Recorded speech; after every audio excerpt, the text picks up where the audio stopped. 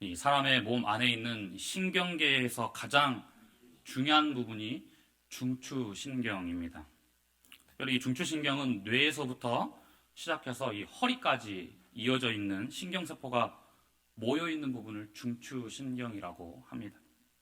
이 중추신경에 의해서 우리의 손과 또 발, 그리고 모든 신체를 움직이게 되기 때문에 정상적인 생활을 하는 데 있어서 가장 중요한 신경계가 바로 이 중추신경계입니다. 특별히 신경을 전공한 신경외과 의사들의 말에 따르면 이 중추신경 중에서도 이 언어 중추신경이 인간의 모든 신경을 지배한다라고 합니다. 이것은 무엇입니까? 바로 말이 행동을 지배한다라는 것을 또한 말하기도 합니다. 그냥 하는 말이라고 할지라도 너는 앞으로 훌륭한 사람이 될 거야. 내가 하는 일은 잘 될 거야. 열심히 노력하면 그에 대한 대가를 얻을 수 있어. 그러니 포기하지 마. 이렇게 긍정적이고 격려하는 말을 듣고 자란 그 아이는 또 그런 기대감 속에서 생각하고 또 행동을 하게 되는 것을 우리가 또 보게 됩니다. 특별히 미국의 대통령 트럼프와 경합을 벌였던 그 힐러리 클린턴 여사의 자서전에 보면 자신의 어머니가 어릴 때 늘 자신에게 이렇게 말했다고 합니다. 앞으로 너는 훌륭한 사람이 될 거야. 그런데 정말 이런 어머니의 말이 일생 동안 또 자신의 자아를 형성하는데 아주 매우 중요한 기초가 되었다라고 그가 글을 쓰고 있습니다. TV 실험에서도 여러 번 나왔었지만 우리가 식물을 놓고서도 한 식물에게는 저주를 퍼붓고 한 식물에게는 사랑의 언어를 퍼부었을 때, 퍼붓는 게 아니라 사랑의 언어를 했을 때 그 식물이 다르다라는 것을 우리가 보게 됩니다. 특별히 우리나라 속담에도 이런 속담이 있죠. 말 한마디로 천냥빚을 갚는다. 그래서 말의 중요성을 그렇게 말해주고 있는 것입니다. 특별히 오늘 본문 이 야고보서 3장에서 바로 이 말의 중요성에 대해서 우리에게 말씀하고 있습니다. 이 말의 중요성에 대해서 야고보는 이미 1장 26절에서 경건, 그 참된 경건의 수단으로서 언급을 했어요. 누구든지 스스로 경건하다 생각하며 자기 혀를 재갈 물리지 아니하고 자기 마음을 속이면 이 사람의 경건은 헛것이라. 혀를 재갈 물리지 아니하고 혀를 제어하지 아니하고 나아가는 자의 그 경건 헛것이다라고 이미 1장에서 말했습니다.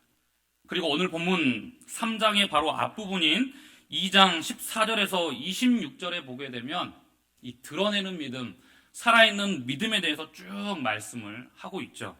그래서 이 삶의 변화를 일으키는 그 구원하는 믿음에 대해서 강조하면서 바로 행함의 믿음이 반드시 드러나야 됨을 말씀합니다. 그래서 이 믿음에 합당한 열매를 맺어야 함을 말씀하면서 2장의 마지막 절을 어떻게 마무리하느냐. 우리 2장 마지막 절 26절 같이 한번 읽겠습니다. 시작. 영혼 없는 몸이 죽은 것 같이 행함이 없는 믿음은 죽은 것이니라. 이 몸이 영혼이 없으면 죽은 것처럼 바로 행함이 없는 믿음은 믿음 또한 죽은 믿음이다라고 하면서 2장을 마무리하죠. 그러면서 행함이 없는 믿음이나 죽은 것을 말하고 오늘 이어서 오늘 보면 3장에서 바로 이 혀를 제어하는 것이 굉장히 중요하다라고 말씀을 하고 있다라는 것이에요. 이 혀를 제어한다라는 것, 바로 우리가 하는 이 말이 이 믿음에 있어서도 무엇이냐? 중요하다라는 것이에요. 죽은 믿음이 아닌 살아있는 믿음, 드러내는 믿음, 그 행함의 믿음으로 살아가기 위해서 또 한 가지 해야 될 것은 무엇이냐? 이 혀를 잘 제어해야 된다라는 것이에요. 그래서 바로 이것이 우리의 믿음의 성숙을 이루는 온전함으로 가는 비결이다라고 말씀하고 있어요. 오늘 보면 2절에서 이렇게 말씀합니다. 2절 같이 한번 읽겠습니다. 시작. 우리가 다 실수가 많으니 만일 말에 실수가 없는 자라면 곧 온전한 사람이라 능히 온 몸도 굴레 씌우리라. 말에 실수가 없는 자라면 곧 온전한 사람이다 라고 말씀하고 있어요. 이 온전하다라는 것은 무엇이냐? 완벽하다라는 뜻도 있지만 다른 의미로 또 성숙하다라는 의미가 있어요. 성숙하다. 그러니까 이 말은 뭐냐? 말의 실수를 적게 하는 것. 적게 하는 것이 바로 이 믿음의 성숙을 이루어간다라고 말씀하고 있는 것이에요. 다시 말씀드려서 믿음의 성숙을 이루기 위해서는 무엇이냐? 바로 이 혀를 잘 다스려야 된다라는 것입니다. 말을 잘해야 믿음의 성숙을 이루며 온 몸도 굴레 씌우게 된다라고 말씀하고 있어요. 이 굴레 씌우다라는 말은 뭐냐? 3절에서 말하고 있는 재갈 물리다와 같은 의미예요. 말들에게 재갈을 물리는 이유가 무엇이냐? 그 말들을 제어하기 위함이잖아요. 그래서 순종하게 하기 위함이다라고 3절에서 말씀하고 있는데, 마찬가지로 우리 역시 이 말을 잘하는 것이 우리의 이 온 몸을 무엇하는 것이냐? 제어하는 것이라는 거예요. 그래서 믿음의 성숙을 이루어 온전한 자가 되기 위해서 우리는 이 혀를 잘 제어하기 위해서 부단히도 애쓰고 노력해야 될 줄로 믿습니다. 그래서 이 믿음의 성숙을 이루는 온전한 사람이 되기 위해서 먼저는 우리가 말의 중요성에 대해서 좀 본문을 통해서 살펴보아야 됩니다. 오늘 본문은 이 말의 중요성에 대해서 두 가지로 우리들에게 말씀하고 있습니다.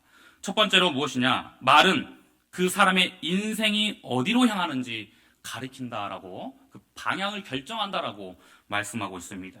오늘 보면 4절에서 5절입니다. 같이 한번 읽겠습니다. 4절에서 5절 시작. 지극히 작은 키로서 사공의 뜻대로 운행하나니 이와 같이 혀도 작은 지체로 돼 큰 것을 자랑하도다. 보라, 얼마나 작은 불이 얼마나 많은 나무를 태우는가. 아멘. 이 배를 움직이게 하는 것, 지극히 작은 키가 움직이게 한다라고 말씀하죠. 아무리 큰 배일지라도 그 배의 방향은 무엇이 가게 만드느냐? 그 작은 키가 가게 만든다라는 것이에요. 우리 사진을 한 장 보겠습니다. 저 배가 1975년 일본에서 만들어진 이 자르바이킹이라는 배인데, 이 세계에서 가장 큰 배예요. 유조선인데 무게가 65만 톤입니다. 458m에 이르는 길이에 굉장히 큰 엄청난 크기의 배죠. 네, 됐습니다. 이렇게 큰 배도 무엇이냐? 움직이려면 키의 방향에 따라서 가게 된다는 것이에요. 65만 톤짜리도. 네. 이 야고보 사도는 이 사람의 혀를 마치 이 배 키에 비유를 하고 있다는 것이죠. 사람의 인생도 그 사람이 하는 말에 의해서 결정된다라고 말씀하고 있습니다. 여러분, 한번 뱉은 말은 주워 담을 수 있습니까? 주워 담을 수 없어요. 말은 내뱉으면 공중으로 사라지는 것이 아니에요. 그런데 말 한 대로 이루어지는 권능을 또한 가지고 있습니다. 특별히 성경에서도 보게 되면 발견하게 되는데요. 창세기 2장 19절에서 이런 말씀이 있어요. 여호와 하나님이 흙으로 각종 들짐승과 공중에 각종 새를 지으시고 아담이 무엇이라고 부르나 보시려고 그것들을 그에게로 이끌어 가시니 아담이 각 생물을 부르는 것이 곧 그 이름이 되었더라. 하나님은 땅 위에 있는 모든 생물을 지으셨어요. 지으신 후에 그것들의 이름을 지을 수 있는 권한을 누구에게 줬습니까? 아담에게 주었죠. 그때 아담이 붙여주는 그 이름이 영원히 그것의 이름이 되게 하셨습니다. 바로 말의 권능이 그대로 보여주고 있음을 우리가 보게 됩니다. 이 말하는 대로 결정되는 것이 이 창세기 2장 19절에 고스란히 드러나고 있는 것이죠. 그렇기 때문에 우리는 이 말을 함부로 사용해서는 안 되는 것이에요. 우리가 하는 말을 통해서 사람에게 힘과 용기를 주기도 하고, 또 반대로 깊은 상처와 절망을 주기도 합니다. 때로는 한 나라의 운명까지도 좌우하기도 합니다. 이 민수기에 보게 되면 모세가 가나안 땅에 들어가기 전에 12명의 정탐꾼을 보냅니다. 그들이 가나안 땅을 돌아보고 난 이후에 10명이 어떠한 보고를 합니까? 비관적인 말을 하죠. 우리는 메뚜기이고 그 땅에 살고 있는 사람들은 거인이라고 했어요. 우리는 그 땅을 차지할 수 없습니다 라고 비관합니다. 그 땅에 들어가면 모두 다 죽게 됩니다 라고 탄식했죠. 그런데 그 10명이 했던 그 말이 바로 이스라엘 민족 전체를 좌절하게 만들었고, 그 말이 이스라엘을 40년 동안 광야에서 지내게 하였습니다. 이게 말이 갖고 있는 힘이다라는 것이에요. 말이 가진 힘은 또 이것뿐만이 아닙니다. 하나님께서 이 세상을 창조하실 때 무엇으로 창조하셨습니까? 말씀으로 모든 것을 지으셨어요. 그래서 이 땅에 오신 예수님, 그 예수님은 사람으로 오신 하나님의 말씀이죠. 우리가 구원받아서 하나님의 자녀가 되는 것도 예수를 나의 구주로 믿는다는 그 입술의 고백을 통해서 바로 그 믿음의 말로 표현이 된다라는 것이죠. 로마서 10장 10절에서 말씀합니다. 같이 읽습니다. 사람이 마음으로 믿어 의에 이르고 입으로 시인하여 구원에 이르느니라. 아멘. 우리가 하나님 앞에 의롭게 되는 것, 바로 구원받게 되는 것은 어떤 고행이나 어떤 선행이 아니라 내 마음 중심에 그 예수 그리스도를 믿는다는 것을 무엇했을 때요? 입술의 고백으로 시인했을 때 죄와 사망에서 벗어나 하나님의 자녀로 그 신분이 바뀌어지게 되는 것이죠. 하나님께서는 바로 이러한 믿음의 고백을 보신다라는 것이에요. 이러한 믿음 고백 외에는 다른 어떤 것도 하나님은 보시지 않는다라는 것이에요. 왜 그렇습니까? 모든 사람은 다 타락하고 부패한 죄인이기 때문에 그렇죠. 하나님 앞에서 구원받을 만한 그러한 자격을 갖춘 사람은 한 명도 없습니다.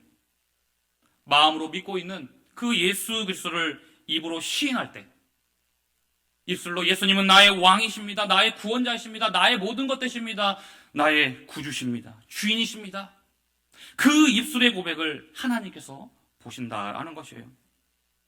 특별히 예수님께서도 이 땅 가운데 오셔서 공생의 사역 기간 동안에 많은 병자들을 고쳐주셨습니다. 그런데 이 고쳐주시기 전에 항상 하셨던 말이 있어요. 그 말씀은 무엇이냐? 내가 너에게 무엇을 해주기를 원하느냐예요. 내가 너에게 무엇을 해주기를 원하느냐. 이 질문에 고침을 받았던 자들, 주님, 제가 보기를 원합니다 라고 말했어요. 그러면 내 믿음대로 될지어다, 예수님께서 말씀하셨죠.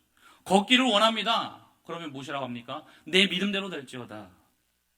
그 사람이 가진 그 믿음의 고백대로 이루어 주셨음을 우리가 보게 됩니다. 예수님은 언제나 바로 이 사람의 입에서 나오는 그 말에 주목하셨다라는 것이에요.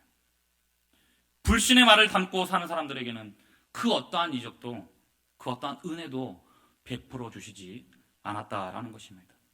잠언 18장 21절은 이렇게 말씀합니다.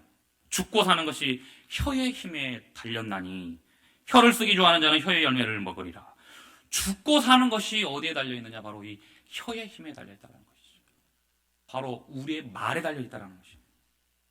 우리의 말은 이처럼 우리의 인생이 어디로 향하는지를 가르쳐준다는 것이에요. 저와 여러분이 평소에 어떤 말을 하면서 살아가고 있는지 다시 한번 돌아보기를 원합니다. 그리고 이제까지 혹시 입술에서 부정적인 말이나 거친 욕설들이 나왔다면 그러한 말들은 버리시고 오직 믿음의 말, 사랑의 언어를 하시기를 바랍니다. 말이 중요한 두 번째는 또 이 말은 인생을 망칠 수 있다라고 오늘 말씀하고 있어요. 6절입니다. 같이 한번 읽습니다. 혀는 곧 불이요 불의의 세계라. 혀는 우리 지체 중에서 온 몸을 더럽히고 삶의 수레바퀴를 불사르나니 그 사르는 것이 지옥불에서 나느니라. 우리가 가진 이 혀, 몸에 있는 다른 기관에 비해서 굉장히 작아요. 이 혀의 무게가 보통 38g에서 50g이라고 합니다. 이 작은 혀가 마치 작은 물이 많은 나무를 태워버리듯이 우리의 인생을 망칠 수가 있다라는 것이에요. 여러분은 지금까지 살아오면서 저 사람은 정말 만나기 싫다, 저 사람 정말 다시는 만나고 싶지 않다라고 생각하는 사람이 꼭 한 명 이상은 있으시지요? 그렇다면 그 사람이 어떤 사람이었습니까? 못생겼나요? 무능했나요? 아닙니다.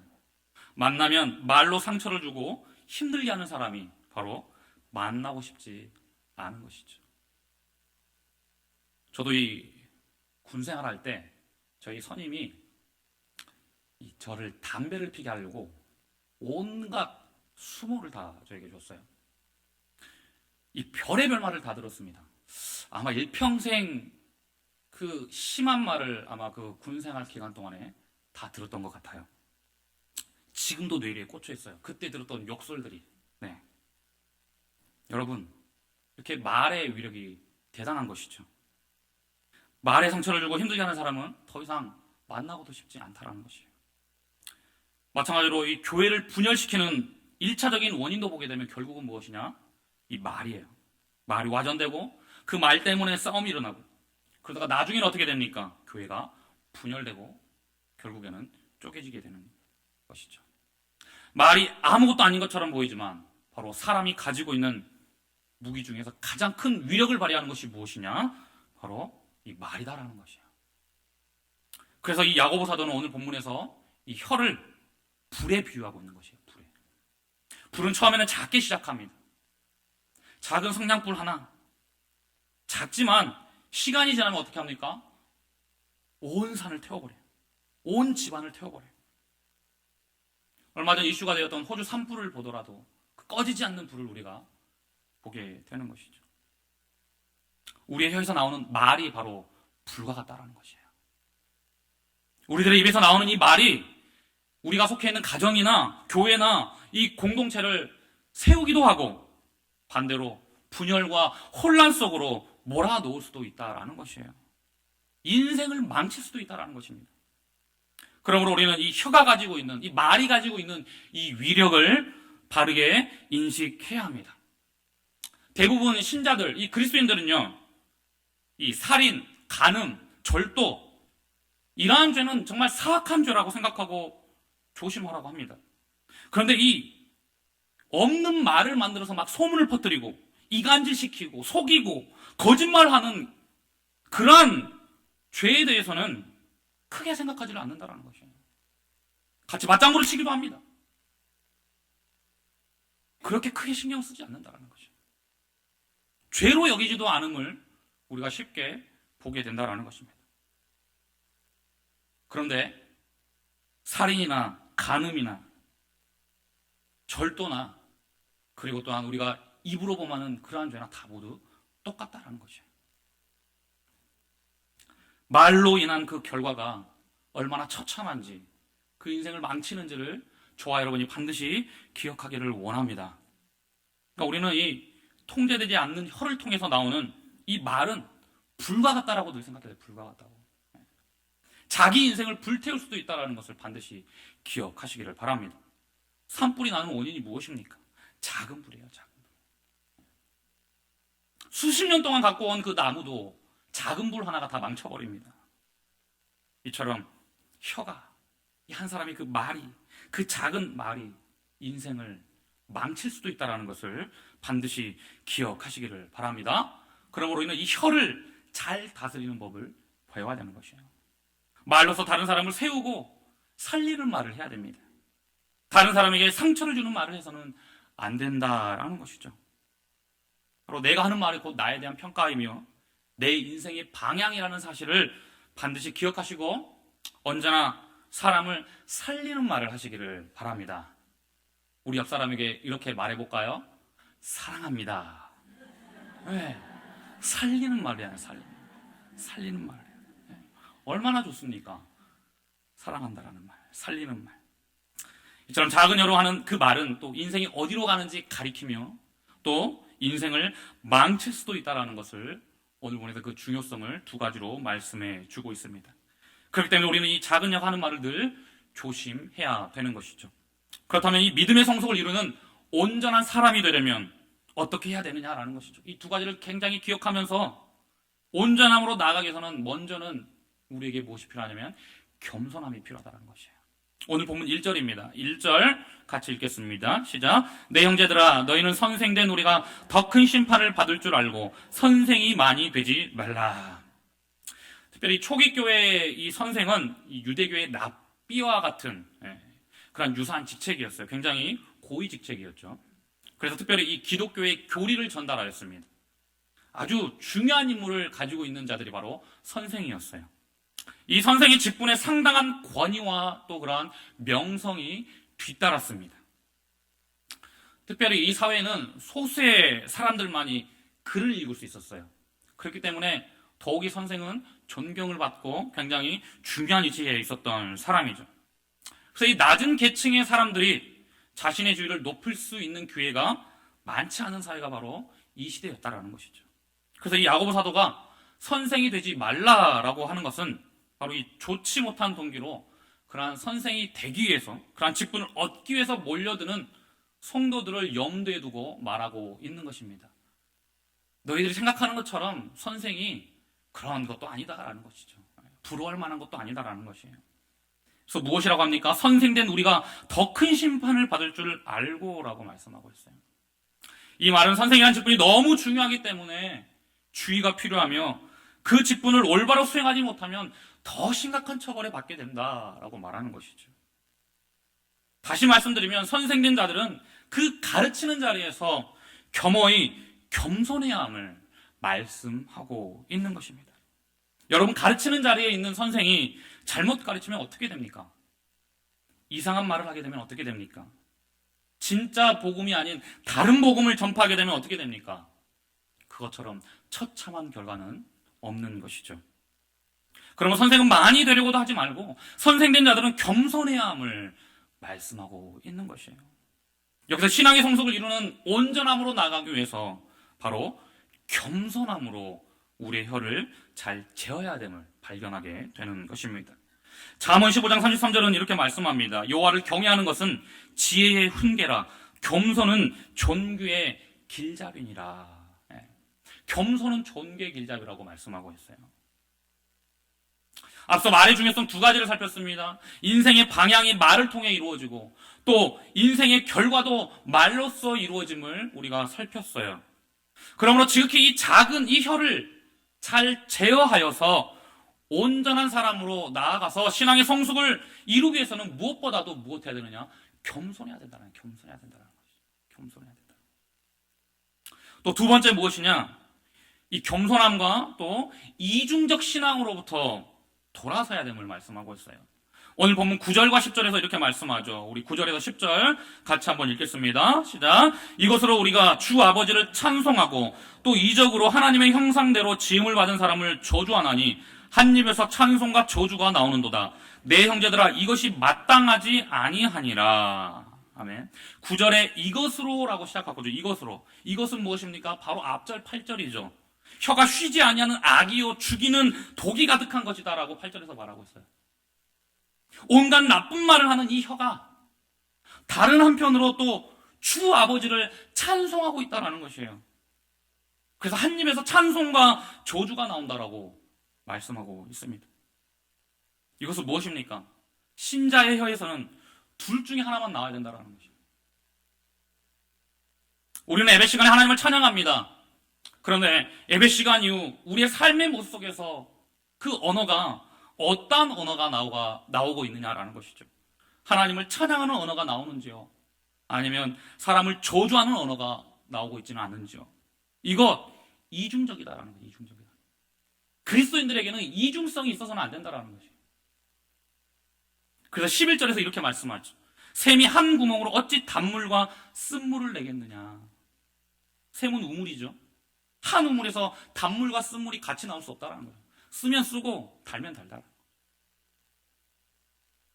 예수님을 믿는 신자의 모습 속에서 단물과 쓴물이 같이 나올 수는 없다라는 것입니다. 신자에게 이러한 이중적인 신앙의 모습은 있을 수 없다라는 것이에요.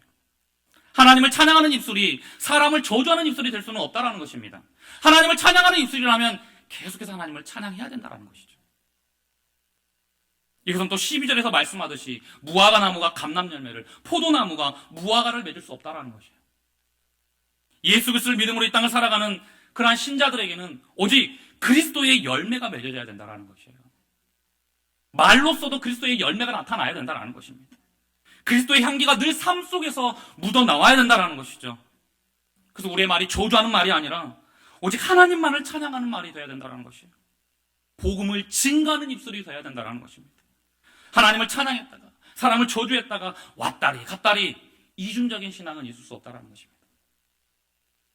그러면 우리의 언어에서 발견되어지는 이런 이중적인 신앙의 모습이 있다면 오늘 이 시간 다시 한번 회개하며 돌아서시기를 바랍니다. 말씀을 맺겠습니다. 우리는 오늘 본문을 통하여서 신앙의 성숙을 이루는 그 온전함은 이 혀를 잘 제어하여서 말을 잘 해야 된다라고 살폈습니다. 그래서 말이 왜 중요한가 두 가지를 먼저 살폈습니다. 먼저는 말은 우리의 인생이 어디로 향하는지 가리키고 또 두 번째는 인생을 망칠 수도 있다라는 것을 살폈습니다. 이러한 말의 중요성을 우리 날마다 기억하면서 신앙의 성숙을 이루는 그 온전함은 교만하지 않고 오직 겸손함과 하나님을 찬양하는 입술로 사람을 조조하는 입술이 되는 그러한 이중적 신앙으로부터 돌아서는 것이 신앙의 성숙을 이루는 온전함의 비결이다라고 말씀을 살폈습니다. 그런데 오늘 본문 8절에 보니까 이렇게 말씀해요. 8절 한번 읽어볼까요? 8절. 혀는 능히 길들일 사람이 없나니 쉬지 아니하는 악이요 죽이는 독이 가득한 것이라.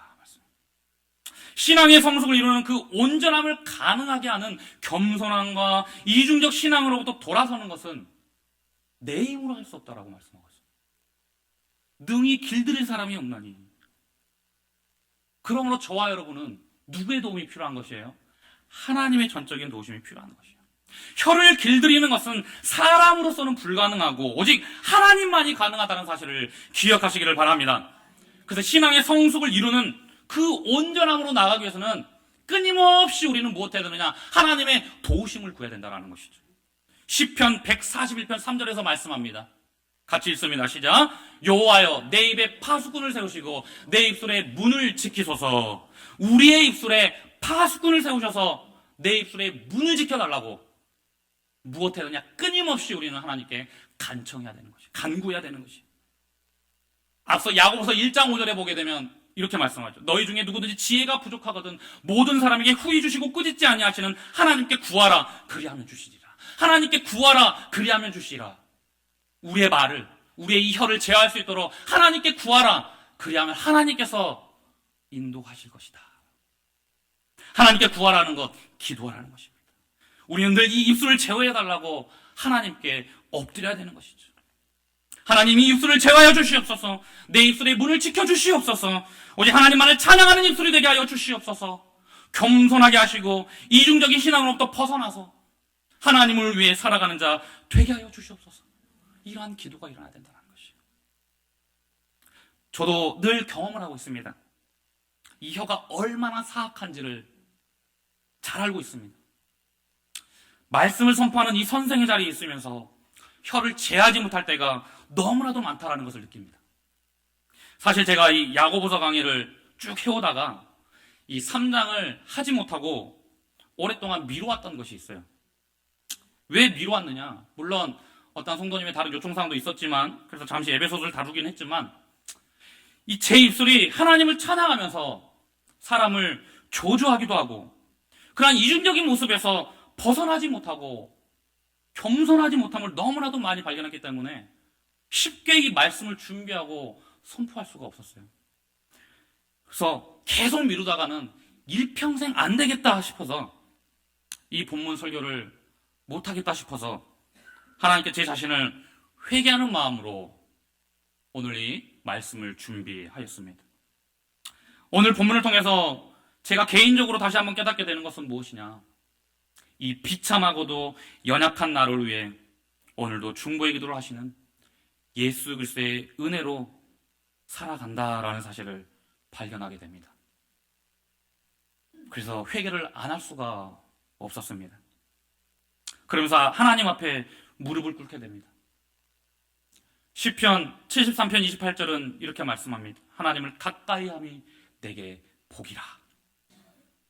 우리는 오직 하나님만을 의지해야 합니다.